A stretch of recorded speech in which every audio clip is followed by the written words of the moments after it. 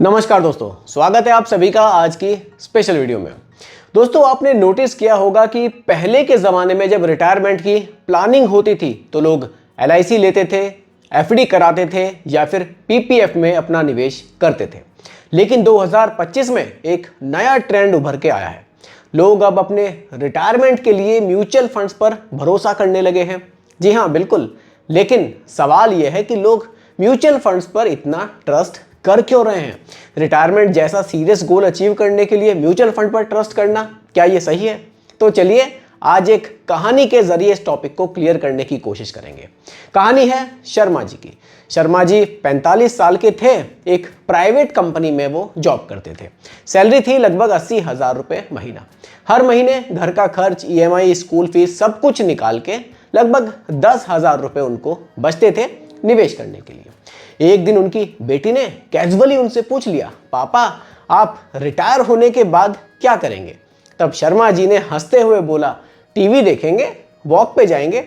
लेकिन रात को उस दिन उन्हें नींद नहीं आई। दिमाग में सिर्फ एक ही सवाल था, क्या मैं रिटायरमेंट के लिए तैयार हूं या फिर नहीं।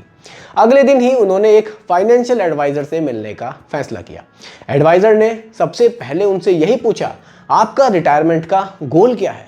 शर्मा जी ने थोड़ा सा सोच के बोला, मैं चाहता हूं कि 60 के बाद मुझे किसी पे डिपेंड ना रहना पड़े। लगभग 40,000 की मंथली इनकम मुझे मिलती रहे और मेरा मेडिकल का कवर हो जाए और वाइफ के साथ एक पीसफुल जीवन में अपना बिता सकूं। एडवाइजर ने ये सुनते ही सीधा बोल दिया, इसका मतलब आपके पास तो रिटायरमेंट के टाइम पर लगभग 1.5 करोड़ रुपए का कॉर्पस होना चाहिए। शर्मा जी का मुंह तो खुला का खुला रह गया। इतना पैसा मैं कैसे जमा करूंगा? मैंने तो इस बारे में कभी सोचा ही नहीं कि अगर मुझे रिटायरमेंट के बाद कुछ इनकम चाहिए तो मेरे पास इतना पैसा होना चाहिए। एडवाइजर ने उनको समझाया, अगर आप अभी से 10,000 की SIP शुरू करें और हर साल आप उसको 10% से बढ़ाएं तो 15 साल में आप लगभग 1 करोड़ के 50 लाख 40 लाख तक पहुंच सकते हैं। बस थोड़ा सा डिसिप्लिन और पेशेंस चाहिए। फिर एडवाइजर ने शर्मा जी को 3 म्यूचुअल फंड्स बताए। सबसे पहला बताया पराग पारिक फ्लेक्सी कैप, ताकि लॉन्ग टर्म कंसिस्टेंसी बनी रहे। एक उन्होंने HDFC का रिटायरमेंट सेविंग फंड उनको बताया, जो स्पेशली रिटायरमेंट के लिए ही बना हुआ है। और साथ ही एक्सिस का एक ब्लू चिप फंड, जो थोड़ा सा स्टेबल और लार्ज कैप फोकस्ड है। साथ ही उन्होंने एक अलग से 2,000 रुपये का एक कॉर्पोरेट बॉन्ड फंड भी उन्होंने बताया, उसमें भी पैसे थोड़ा सा आप डाल लीजिए, जैसे कि ICICI प्रूडेंशियल का कॉर्पोरेट बॉन्ड फंड आता है, ताकि कुछ बैलेंस और स्टेबिलिटी भी आपके पोर्टफोलियो में बनी रहे।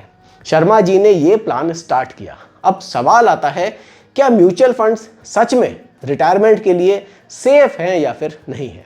देखिए, म्यूचुअल फंड्स में रिस्क तो होता है, लेकिन टाइम उस रिस्क को कम कर सकता है। अगर आप 15 से 20 साल के लिए इन्वेस्ट करते हैं तो मार्केट का अप डाउन जो है वो थोड़ा सा एवरेज हो जाता है।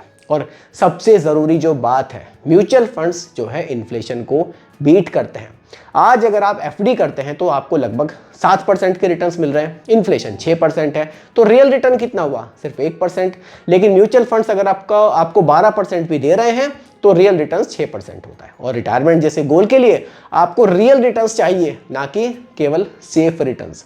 चलिए एक छोटी सी कंपैरिजन करते हैं, उससे हम इसको समझते हैं। FD देता है 6.5 से 7% के रिटर्न्स, पर इन्फ्लेशन बीट नहीं करता। PPF देता है लगभग 7.1%, लेकिन 15 साल का लॉक इन है। LIC प्लान्स भी लगभग 6% के आसपास रिटर्न्स देते हैं, सेफ हैं लेकिन रिटर्न्स बहुत कम है। और म्यूचुअल फंड्स इक्विटी में 10 से 12% के रिटर्न्स आपको देखने को मिल जाते हैं, और ये इन्फ्लेशन बीट भी करते हैं। लिक्विडिटी भी देते हैं और फ्लेक्सिबिलिटी भी आपको देते हैं। अब शर्मा जी की कहानी के लास्ट चैप्टर पर वापस आते हैं। 60 की एज में शर्मा जी ने लगभग 1 करोड़ 40 लाख रुपए का कॉर्पस बना लिया था। उन्होंने फंड्स का मेजर हिस्सा डेट फंड में शिफ्ट कर दिया, सेफ इन्वेस्टमेंट में, और एक 40,000 पर मंथ का SWP systematic withdrawal plan easily वहां से चालू कर लिया। हर महीने उनके बैंक अकाउंट में पेंशन जैसा पैसा आता है, बिना किसी पेंशन स्कीम के, क्योंकि उन्होंने SWP प्लान लिया हुआ है। एक दिन उनकी बेटी ने कहा, पापा आप तो रिटायरमेंट में भी सैलरी ले रहे हो। शर्मा जी थोड़ा सा मुस्कुराए और बोले, बेटा ये मैजिक नहीं है, ये SIP का रिवार्ड होता है। तो दोस्तों, आप जितने भी एज के अभी हो, चाहे आप 30 के हो, 35 के हो, 40 के हो या फिर आप चाहे 45 के हो। अगर आप चाहते हो कि रिटायरमेंट के बाद किसी पे डिपेंड ना रहना पड़े, डिग्निटी से जीवन जिया जाए, तो म्यूचुअल फंड्स आज के टाइम में एक सेंसिबल और रियलिस्टिक ऑप्शन बन चुका है।